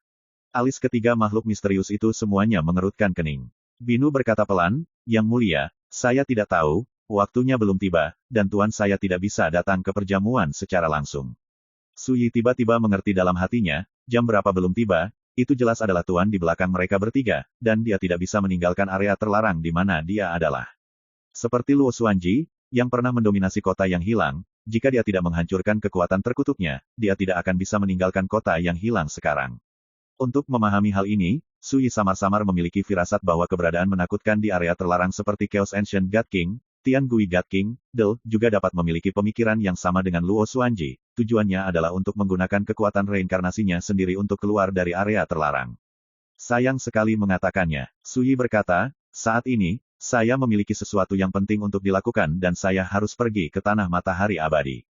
Saya hanya bisa berterima kasih kepada tiga tuan di belakang, mereka atas undangan baik mereka. Ini adalah penolakan. Sikapnya juga sangat sopan. Lagi pula, tiga lainnya tidak pernah mendominasi. Binu, Zibei, dan Huang Zankong secara alami mendengar apa yang dimaksud Suyi, dan saling memandang, alis mereka semakin berkerut. Tarik napas dalam-dalam, Zibei menghela nafas, tolong jangan buat saya malu. Tuhan telah menginstruksikan, jika Anda tidak dapat mengundang Anda untuk menjadi tamu ini waktu, berhenti Anda tidak akan memaafkan saya dengan mudah. Suyi tersenyum dan berkata ringan, lalu apa yang ingin kamu lakukan? Mau saya jelaskan. Sepasang mata hijau Zibei menunjukkan ketidakberdayaan, dan berkata, jika harus, saya hanya bisa mengundang Yang Mulia untuk menjadi tamu secara langsung. Apakah kamu memiliki sikap yang sama? Suyi memandang Binu dan Huang Zankong. Binu menghela nafas dan berkata, jangan khawatir, Yang Mulia, meskipun kami menggunakan kekerasan, kami bermaksud baik dan tidak akan menyakitimu sedikitpun, dan secara pribadi akan memberitahumu di masa depan. Minta maaf. Huang Zankong sangat langsung, mengatakan, jika Anda pikir Anda memiliki kekuatan untuk mengalahkan saya, Anda bisa melakukannya, jadi, bahkan jika saya kalah, Anda bisa kembali buat perbedaan dengan Tuhan, dan jika kamu kalah, kamu akan menjadi tamuku, bagaimana dengan itu? Suasana menjadi sunyi sepi. Suyi tidak pernah suka menimbulkan perbedaan, dan dia tidak suka memainkan trik semacam ini, jika tidak, dia dapat sepenuhnya menggerakkan ketiganya saat ini dan biarkan ketiganya bertarung terlebih dahulu. Namun, trik semacam ini mudah dilihat, tetapi tampaknya dia sangat tidak kompeten dan hanya memainkan trik semacam ini yang tidak ada di meja. Oleh karena itu, setelah mengkonfirmasi sikap ketiga orang ini, Suyi berkata langsung, kemana saya ingin pergi, saya memiliki keputusan akhir, tidak ada yang bisa memaksanya, saya menolak saya tidak bisa mengubah apapun kecuali saya mati. Untuk beberapa saat, dia melirik ketiganya, jika kamu melakukannya, kamu akan dianggap sebagai musuh olehku, dan kamu tidak akan pernah mati. Ini sikapku, kamu yang memilih. Wajah ketiganya murung, kaget dan heran. Tidak ada yang menyangka bahwa orang kuat muda Taijing seperti Suyi akan memiliki sikap yang kuat ketika dia tahu asal-usul dan kekuatan mereka. Benar mereka diperintahkan untuk datang dan mengundang Suyi menjadi tamu, dan sikap mereka juga sangat hormat, tapi bukan berarti mereka benar-benar menganggap Suyi setara.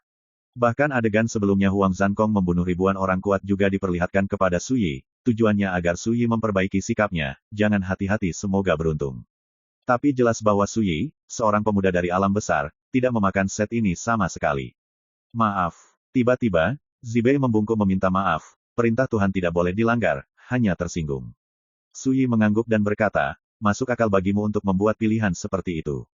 Zibei tinggal sebentar, tetapi dia tidak pernah berpikir bahwa seorang pemuda seperti Su Yi akan berani mengomentari dirinya sendiri dengan begitu enteng. Dia tidak tahu bahwa setelah mengintegrasikan kekuatan Taoisme Li Fuyu, di mata Su Yi hari ini, detail dan kekuatan mereka bertiga telah lama terlihat. Selain itu, dengan temperamen Su Yi, dia tidak pernah takut pada siapapun, jadi bagaimana mungkin dia tidak berani berbicara keras, takut mengejutkan langit dan orang. Kalau begitu, itu bukan dia Su Yi. Tolong. Zibei mengabaikan pikirannya yang mengganggu dan membuat isyarat mengundang Su Yi dari jauh.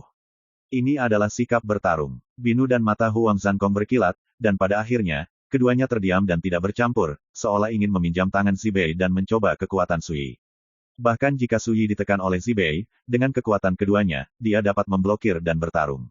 Boom! Zibei berkibar dalam pakaian abu-abu, dan cahaya ilahi hijau yang aneh dan menyilaukan memancar dari tubuhnya, seperti naga yang berkeliaran di sekitarnya. Kekuatan ilahi yang menakutkan yang membuat kekosongan bergetar menyebar dan mengunci Su Yi dengan kuat. Pada saat ini, mata Su Yi menyipit pelan, merasakan tekanan besar datang ke arahnya. Tapi pada saat ini, ada bunyi gedebuk. Sebuah kepala berdarah jatuh dari langit dan menghantam permukaan sungai di wilayah perairan ini, memercikkan rentetan ombak yang berlumuran darah.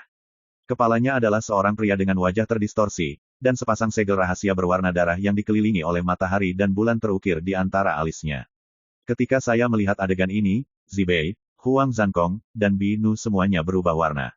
Mereka mengenali kepalanya. My Novel, Supreme Sword God, Chapter 2039.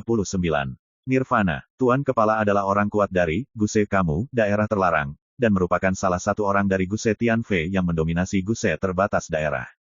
Su Yi juga terkejut. Segera, suara serak, seperti pisau terdengar. Saya akan memenggal kepala siapapun yang berani melakukannya. Mendampingi suara itu, seorang pria berbaju biru muncul. Dia memiliki rambut panjang dikepang panjang, wajahnya tampan dan menggoda, sosoknya setinggi longgar, dan dia memakai sarung hitam di punggungnya. Sarungnya kosong tanpa pisau. Su Yi sekilas mengenali satu sama lain. Beberapa bulan lalu, di kota Jinqiao, pria berbaju biru ini muncul tiba-tiba. Pada saat itu, pria berbaju biru jelas menyadari bahwa dia adalah reinkarnasi dari Li Fuyu, dan dia sampai pada titik ini, tetapi ketika dia melihat dirinya sendiri, dia berbalik sekitar, dia hanya mengatakan bahwa ketika dia menjadi Li Fuyu, dia akan kembali untuk menemukan dirinya sendiri. Dan sekarang, inilah dia, melemparkan kepala berdarah secara langsung dan mengejutkan penonton. Selain itu, karena integrasi kekuatan Taoisme Li Fuyu, Su Yi juga mengetahui identitas pihak lain, dan secara kasar menebak mengapa pihak lain datang. Antik, aku tidak menyangka kamu masih hidup. Zibei muram, dan alisnya penuh ketakutan. Sebelumnya, dia berencana untuk berurusan dengan Su Yi, tetapi saat ini, dengan munculnya pria berbaju biru, kekuatan yang terpancar dari tubuhnya telah berkurang banyak. Saya tidak menyangka perampokan zaman itu tidak bisa membunuhmu. Suara menawan Binu menjadi dingin. Dan Huang Zankong menatap kepala iblis jahat yang berdarah itu, dan berkata, kamu membunuh anak buah Gusetian, jadi kamu tidak takut diburu. Dia, seperti Zibei dan Binu, jelas sangat cemburu pada pria berbaju biru ini, yang disebut pengelana yang sia-sia. Bunuh mereka semua, apa menurutmu aku akan takut? Su Xingke berkata dengan wajah tanpa ekspresi, saya tidak takut untuk memberitahu Anda, ketika saya datang, saya juga bertemu orang-orang dari Pulau Terlarang dan Gunung Jiuli, mereka sangat masuk akal dan telah menyerah pada operasi ini dan kembali ke kehidupan mereka. Setelah jeda, dia melanjutkan, hanya Nirwana ini yang punya tulang punggung, saya mau coba kalau pisau saya masih tajam, lalu saya potong kepala. Semua orang tampak tidak yakin. Pulau Sihir Terlarang dan Gunung Jiuli juga merupakan area terlarang di Sungai Changjiang, serta area terlarang Guse, area terlarang kuno yang kacau, area terlarang penguburan awan, Tianjiu terlarang area, jalan menuju Dewa Kuno dan area terlarang Huntian, di mana kota yang hilang berada secara kolektif dikenal sebagai 8 area terlarang era. Tidak diragukan lagi, orang-orang dari Pulau Terlarang, Gunung Jiuli, dan area terlarang Guse juga datang khusus untuk Su Yi, tetapi dalam perjalanan, mereka menderita intersepsi yang sia-sia. Sekarang, bagaimana Anda akan memilih? Void Walker sangat kalem, namun sikapnya sangat tajam dan bertenaga. Meskipun sarung di belakangnya kosong, seluruh pribadinya seperti pedang ilahi tiada taraf yang tersembunyi di dalam kotak yang dalam. Huang Zankong tiba-tiba maju selangkah, sosok jangkung yang perkasa mengalir dengan cahaya keemasan yang menyilaukan, dan kekuatannya tiba-tiba naik ke langit. Dia berkata dengan sungguh-sungguh, dalam rumor kuno, dikatakan bahwa jalan pedang pengembara virtual Anda luar biasa, bisakah Anda membiarkan saya melihatnya? Su Xingke berkata, membagi hidup dan mati. Huang Zankong berkedip, dan dia berkata, aku hanya ingin melihatnya. Wu Xingke melirik Huang Zankong dan hendak mengatakan sesuatu. Su Yi, yang telah menonton dari pinggir, berkata dengan dingin, aku juga ingin melihat.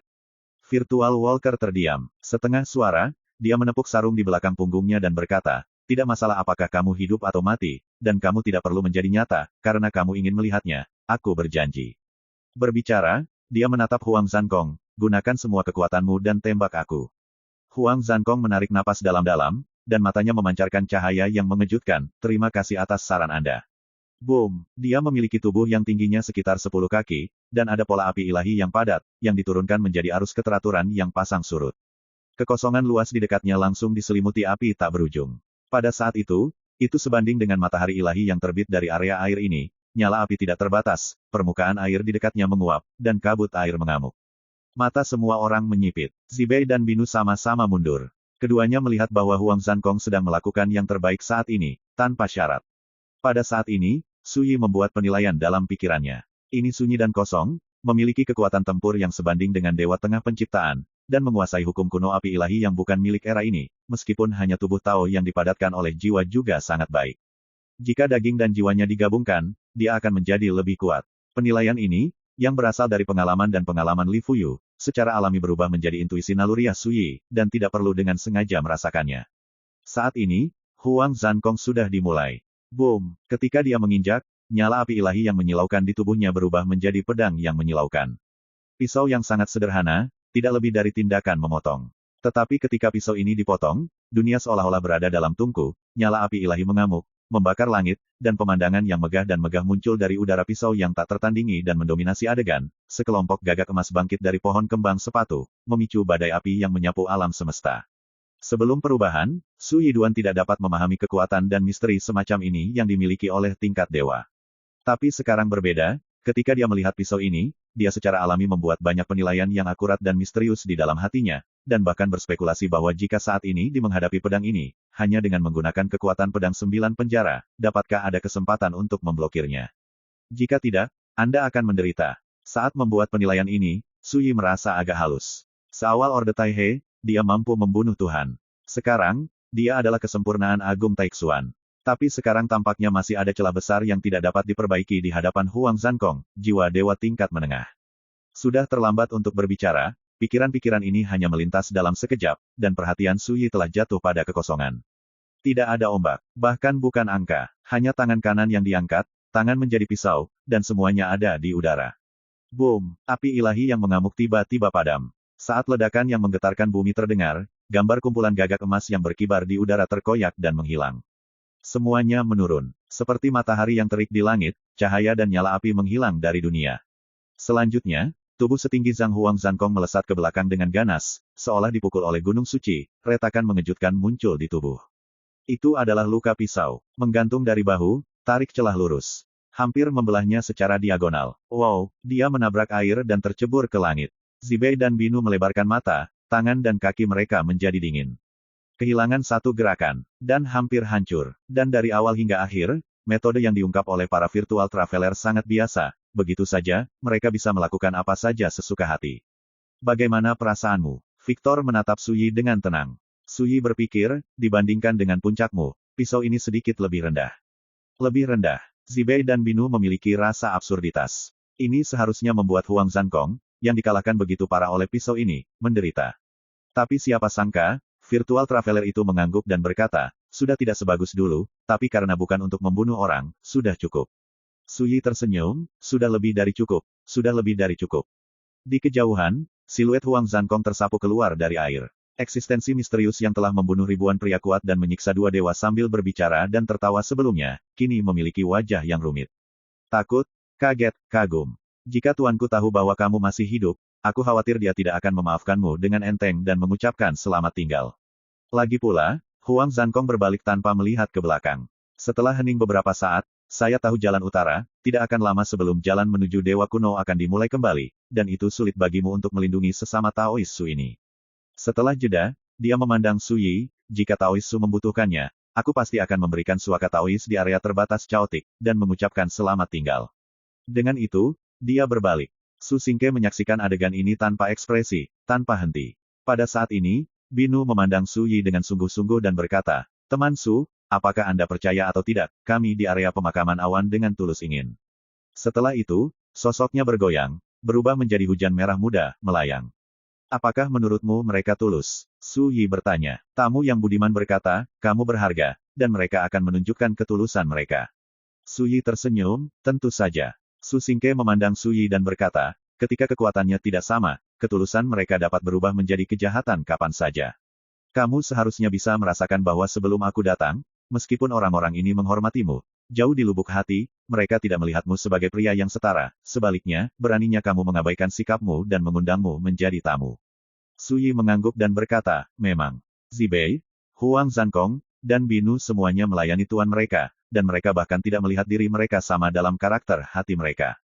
Bisa dibayangkan jika Anda benar-benar ingin menyetujui undangan mereka untuk menjadi tamu, master di belakang mereka masing-masing mungkin tidak bisa menganggap dirinya serius sama sekali. Tidak peduli seberapa tulus dan hormat Anda pada diri sendiri, seperti yang dikatakan tamu yang sia-sia, jika Anda menolak untuk bekerja sama, ketulusan ini akan berubah menjadi kebencian setiap saat. Pada analisis terakhir, tidak lebih dari satu kalimat, jika kekuatan tidak cukup, jangan bicara tentang kesetaraan dan keadilan. Saya tidak pernah berpikir bahwa Anda akan membunuh orang-orang di area terlarang Guse." Su Yi memandang air di kejauhan, kepala Nirwana masih mengambang. Su Xingke sedikit halus, dan dia berkata, "Hebo menjelaskan bahwa siapapun yang berani menghentikannya akan memotong siapapun, apapun yang terjadi, dia akan membawa itu. Dia bilang begitu, dan aku tidak akan sopan." Hebo. Tiba-tiba, bayangan seorang lelaki tua yang malang muncul di benak Su Yi. My Novel, Supreme Sword God, Chapter 2040. Hebo. Di dunia sekuler, sebagian besar monster yang tersebar di sungai akan dianggap sebagai hebo, dan mereka akan membangun kuil dan mendirikan patung untuk mereka memuja. Di era hebo, mewakili pria tua yang misterius. Gelar ini hanya milik lelaki tua itu. Alasan mengapa hebo misterius adalah karena dia seperti Dewa Sungai, Ji Yuan Changhe, yang mengurus perubahan Ji Yuan Changhe semua miliknya kehidupan. Akhirnya, tidak ada yang tahu seberapa kuat dia. Bahkan, sebagian besar dewa di dunia ini tidak mengetahui keberadaan hebo. Bisa dibayangkan betapa misteriusnya lelaki tua ini. Li Fuyu pernah menjalin hubungan dengan hebo saat berada di Sungai Panjang zaman itu. Pada saat itu, lelaki tua ini sedang berjongkok di gang, memandang iba pada wanita yang lewat, dan sesekali berkomentar, "Pantat ini besar, bagus, untuk kesuburan. Tubuh ini kuat dan sangat kuat." Berbicara, mengoceh, menelan ludah, belum lagi betapa celakanya. Sampai dia melihat Li Fuyu, lelaki tua itu meraih lengan baju Li Fuyu, berteriak dengan penuh semangat, dan mengatakan omong kosong yang tidak masuk akal. "Seperti reinkarnasi surga yang baik, akhirnya biarkan aku menunggumu. Kupikir surga akan kiamat, tapi ketika kamu datang, semuanya akan berbeda. Apakah kamu tahu betapa aku menunggumu?" Singkatnya, saat pertama kali kita bertemu, penampilan hebo yang sial dan gila membuat Li Fuyu sangat terkesan. Pria tua malang yang terjerat dengannya ditendang dan terbang keluar. Baru kemudian Li Fuyu tahu bahwa lelaki tua ini adalah orang paling misterius di era, dan sepertinya tahu segalanya tentang era. Dan kamu harus tahu bahwa di tahun-tahun panjang zaman kuno dan modern, pemahaman dunia tentang zaman hanyalah puncak gunung es. Sayangnya, ketika dia mengetahui bahwa Li Fuyu tidak bertanggung jawab atas samsara, hebo tampak sangat kecewa, dan akhirnya hanya memberitahu Li Fuyu bahwa ketika dia bertanggung jawab atas samsara, kembalilah ke era setelah berjalan jauh, dia akan memberitahu Li Fuyu beberapa rahasia besar. Orang tua itu masih hidup. Su Yi bertanya ketika dia sedang berpikir. Wu Xingke berkata, "Kecuali era ini benar-benar habis, dia tidak akan mati." Di mana dia sekarang? Su Yi kini telah bergabung dengan kekuatan Taoisme Li Fuyu, dan tentu saja ingin melihat hebo lagi. Dan bukan kebetulan, alasan mengapa para pelancong virtual datang untuk menemukan dirinya pasti ada hubungannya dengan hebo. "Katakan padaku bahwa kamu telah datang ke Ji Yuan Changhe, dan biarkan aku datang kepadamu." Tamu budiman berkata, "Paling lama setengah tahun, dia akan kembali." Su Yi menggosok alisnya dan berkata, "Untungnya, aku bisa menunggu. Ayo, aku akan membawamu ke suatu tempat." "Kemana?" "Dalam kehidupanmu sebelumnya, hebo awalnya berencana untuk membawamu ke pagoda kuno, tetapi kamu tidak mengontrol kekuatan reinkarnasi, jadi kamu tidak pernah pindah maju, dan sekarang, waktunya sudah matang." "Bagus." Segera, Su Xingke dan Su Yi pergi. Tidak lama setelah keduanya pergi, sesosok api muncul dari udara tipis. Dia mengangkat tangannya. Kepala iblis jahat berdarah yang mengambang di permukaan sungai muncul dari udara tipis dan jatuh ke telapak tangannya. Pisau yang sangat cepat, anak serigala yang diadopsi Hebo pada awalnya memiliki cara yang sangat baik sekarang. Luo Xuanji menghela nafas dalam hatinya. Hebo, bagaimana mungkin dia tidak tahu? Dan akar dari kesia-sian, dia sudah lama berspekulasi. Saya tahu bahwa setelah reinkarnasi muncul, orang-orang tua di area terlarang itu ditakdirkan untuk tidak dapat duduk diam. Tidak ada kecelakaan, tidak akan lama lagi Hebo juga akan muncul. Saya hanya tidak tahu bagaimana alam ilahi akan bereaksi terhadap ini, mungkin. Saya seharusnya mengharapkan variabel seperti itu di Ji Yuan Chang Hefer. Petik 2. Untungnya, saya mematahkan belenggu selangkah lebih awal, tetapi Anda dapat melihat badai seperti apa yang akan dibuat drama besar ini sebelum dipentaskan. Ketika memikirkannya, Luo Xuanji membuang kepalanya yang berdarah dan hanyut. 1 hari kemudian, di perairan yang dingin dan gelap, retakan ruang waktu padat dan sempit yang tak terhitung jumlahnya diam-diam menggantung di langit. Meskipun tidak bergerak, mereka menyedihkan. Ini pagodanya. Di kejauhan, Su Yi melihat sebuah pagoda. Saya tidak tahu seberapa tinggi pagoda ini, tetapi bagian yang terkena air seperti gunung yang naik ke langit. Ada banyak ruang waktu retak di dekat puncak menara. Bagus. Virtuous Walker mengangguk, hanya Hebo yang tahu asal-usul menara ini, saya hanya tahu bahwa di bawah menara ini ada penjara, di dalamnya menekan sekelompok orang yang sangat menakutkan dewa kuno, mereka tidak dapat dibunuh sama sekali, dan bahkan bencana zaman tidak dapat sepenuhnya menghancurkan mereka. Jika bukan karena pagoda ini, dewa-dewa kuno ini pasti sudah membawa bencana ke dunia. Dewa kuno, Su Yi kaget, judul ini sangat kabur. Su Xingke berkata, sungai panjang zaman mengalir melalui masa lalu, masa kini dan masa depan, dan terdiri dari naik turunnya peradaban satu persatu. Dan para dewa yang bisa disebut kuno, semuanya berasal dari peradaban zaman yang sudah lama menghilang di sungai panjang zaman itu. Peradaban era yang hilang ini sudah lama menghilang. Mereka bukan milik masa kini, tetapi hanya ada di masa lalu. Peradaban zaman yang masih terbentang di sungai panjang zaman adalah milik zaman sekarang.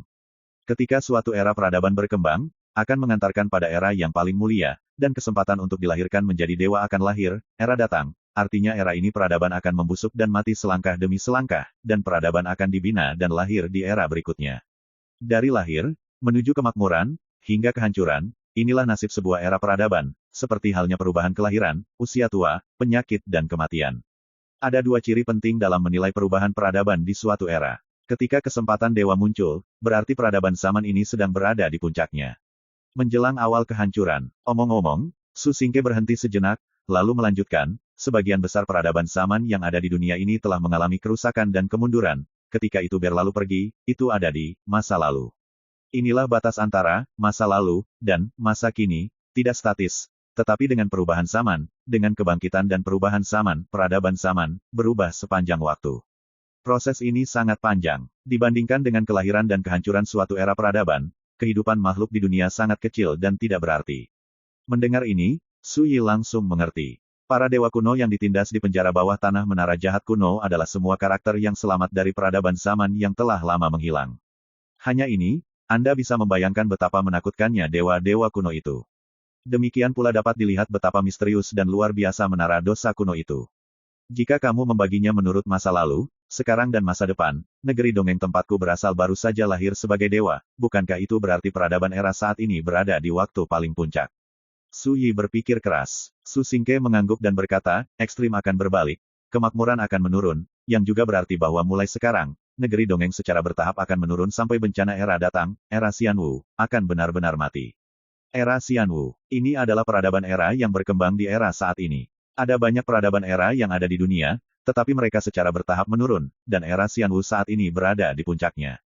Bahkan jika secara bertahap akan membusuk di masa depan, itu akan menjadi hal yang sangat panjang. Su Yi bertanya, di dunia ini, apakah tidak ada peradaban era yang ada selamanya? Ya, Void Walker yang acuh tak acuh dan tenang menunjukkan kecemerlangan yang langka, dulu, ada era Lingwu.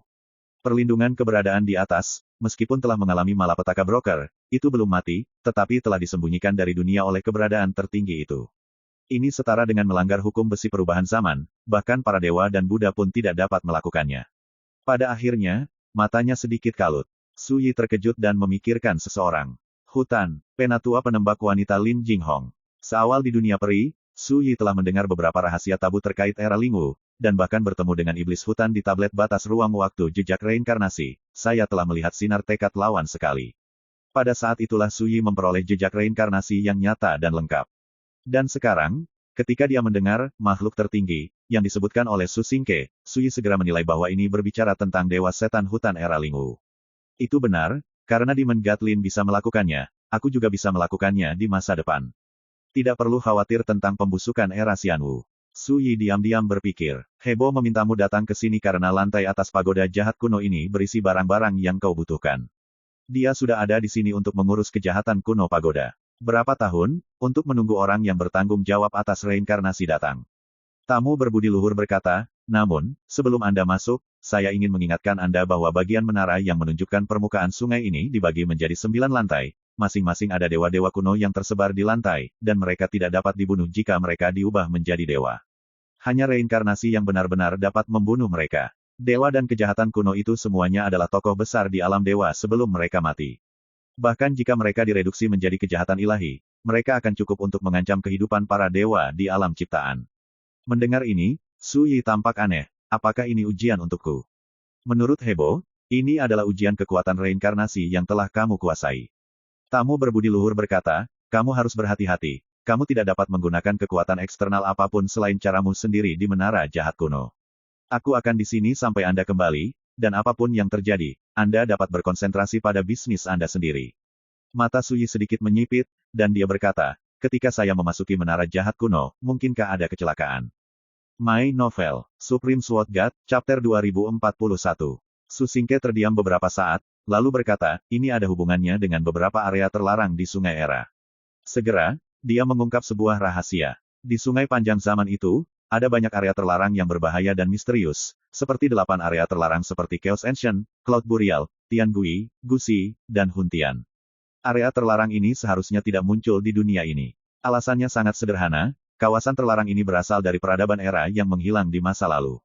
Alasan munculnya kawasan terlarang ini karena jalinan ruang dan waktu, arus waktu masa lalu, sekarang, dan masa depan, telah terjadi keruntuhan yang serius dan kebingungan. Oleh karena itu, peradaban dari berbagai era yang telah lama menghilang di masa lalu juga bersinggungan dalam ruang dan waktu yang semrawut. Area terlarang misterius yang tersebar di Sungai Panjang zaman itu adalah tempat di mana ruang dan waktu dibingungkan. Makhluk aneh yang tersebar di area terlarang adalah makhluk paling kuat di berbagai era peradaban. Di dunia ini, Raja Kekacauan di zona terlarang, dewa-dewa di zona terlarang, Dewi Guse di zona terlarang, Raja Iblis Penguburan Awan di zona terlarang.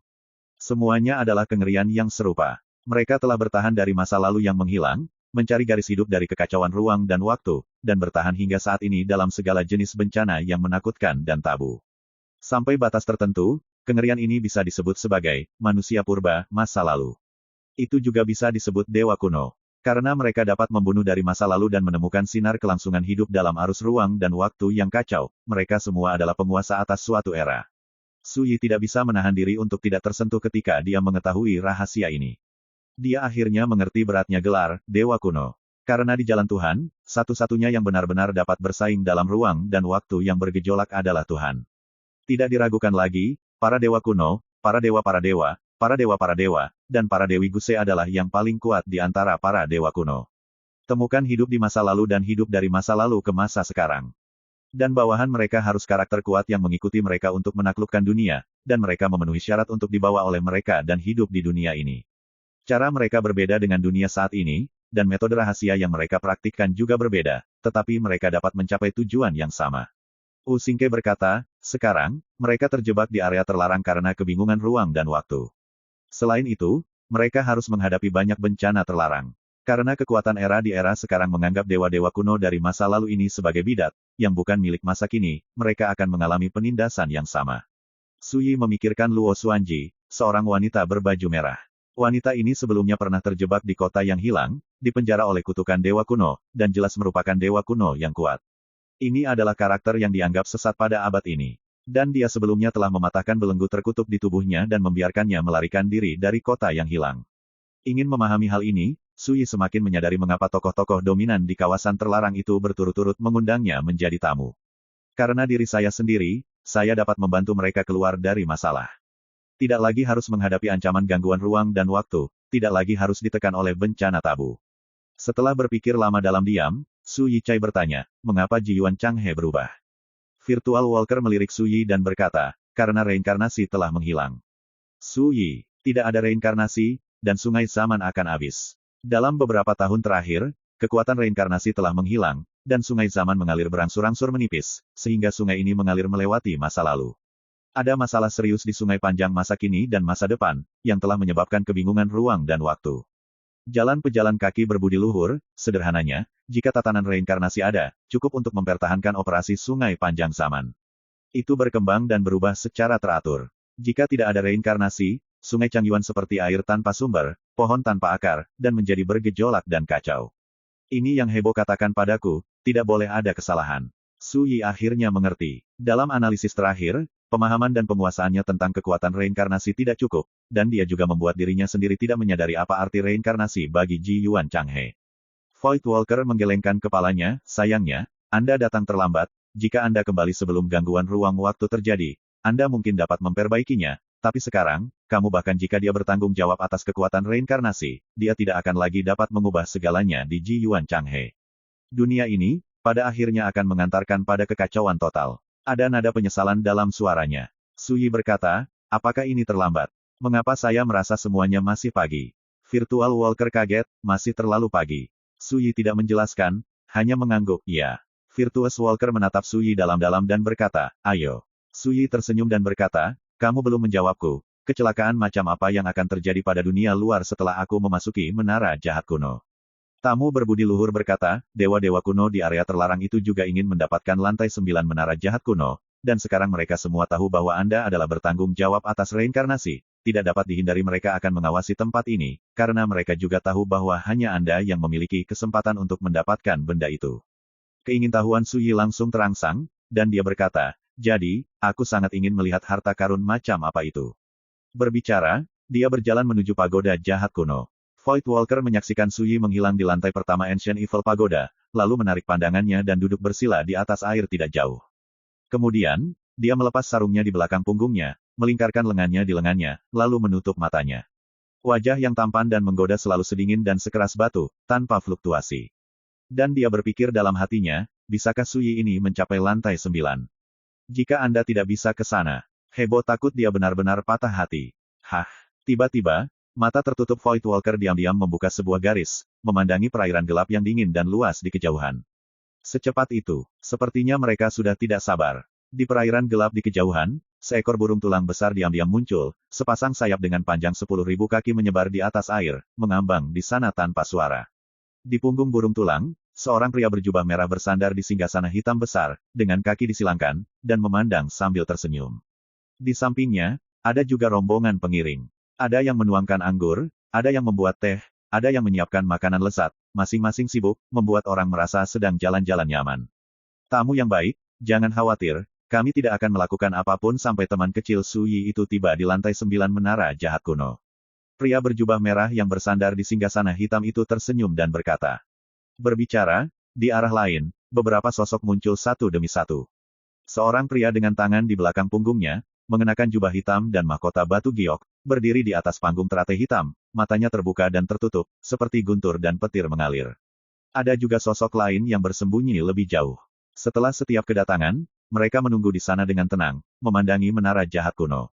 Suasana juga menjadi kusam dan tertekan. Void Walker masih duduk bersila, menonton adegan ini tanpa ekspresi, tanpa jejak turbulensi dalam ekspresinya. Sebesar apapun kecelakaan yang terjadi hari ini, dia akan tetap di sini.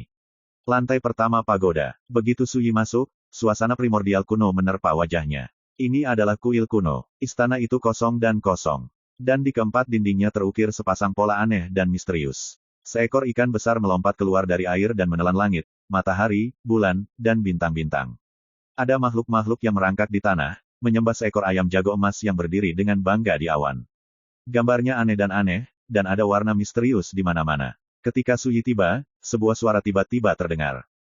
Lihat dari mana suara itu berasal. Di sudut aula utama, seorang pemuda berpakaian compang camping sedang berjongkok di sana, menatap lukisan di sudut dinding. Anak muda terlihat lemah dan biasa saja. Tapi ketika dia melihatnya, Su Yi merasakan bahaya di hatinya, dan dia merasa sedikit akrab, seolah-olah dia pernah melihatnya di suatu tempat. Setelah berpikir sebentar, dia mengerti. Aura pemuda lemah ini sangat mirip dengan para dewa yang selamat dari era Lingwu di negeri dongeng. Tidak diragukan lagi, ini adalah dewa yang dipenjara di lantai pertama menara dosa kuno. Makhluk aneh yang terbuat dari sisa-sisa dewa yang jatuh. Ketika dia berada di dunia abadi, bumi tua dan gua menangis para dewa, Su Yi telah menemukan kejahatan dari para dewa. Itu diperoleh dari para dewa itu. Dan sekarang, di menara jahat kuno ini, dia melihat kejahatan ini lagi. Hanya, ini terlihat seperti pemuda lemah dengan pakaian compang camping, jauh lebih berbahaya daripada roh jahat yang dilihat Su Yi sebelumnya. Memikirkannya, Su Yi berjalan mendekat. Dia tidak berbicara dan berjalan sangat lambat. Tapi pemuda lemah itu sepertinya tidak sadar, pihak lain menatap mural di sudut dengan saksama, mengabaikan Su Yi dari awal hingga akhir. Tetapi ketika hanya berjarak 10 kaki dari pemuda lemah ini, perasaan bahaya batin Su Yi tiba-tiba menjadi lebih kuat. Dia langsung berhenti dan berhenti bergerak. Dan mata memandang ke sudut dinding. Fresko yang dilihat oleh anak muda yang lemah juga sangat aneh. Ini kotak kecil. Kotak kecil itu hanya seukuran telapak tangan, tetapi di dalam kotak kecil itu, berisi alam semesta, 1000 dunia, dan semua makhluk. Yang paling aneh adalah semut menginjak kotak kecil ini. Ini memberi kesan bahwa semut ini memiliki 1 kaki, menginjak alam semesta yang luas. Pemuda yang lemah itu bergumam pada dirinya sendiri, cara surga menganggap semua makhluk sebagai semut, tetapi semut dapat menginjak dunia dengan 1 kaki. Sungguh menarik. Berbicara, dia tiba-tiba menoleh dan menatap Su Yi, apa pendapatmu tentang lukisan ini? Matanya cerah dan menakutkan, ketika dia menoleh untuk melihatnya, itu seperti lampu listrik yang menyilaukan yang menembus kehampaan dan menyinari Su Yi. Bagi rekan-rekan pencinta My Novel, mohon dukungan, tekan like dan subscribe, agar Mimin tambah semangat lagi. Terima kasih.